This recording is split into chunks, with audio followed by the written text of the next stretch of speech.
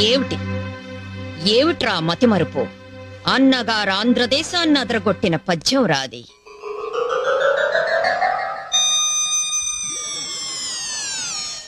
వాచకంలో స్పష్టతుండాలి, ఆహార్యంలో గాంభీర్యం ఉండాలి, కదలికలో రాజసం ఉండాలి. పదాలు నాలుక మీద నుంచి కాదురా, నాభిలోంచి రావాలి. దమ్ము బిగించి పద్యాన్ని ఎత్తుకుంటే చూసేవాళ్ల నరనరాల్లో అగ్గి పుట్టాలి, ఆవేశం కట్టలు తెంచుకురావాలి. ధారుడీ రాజ్య సంప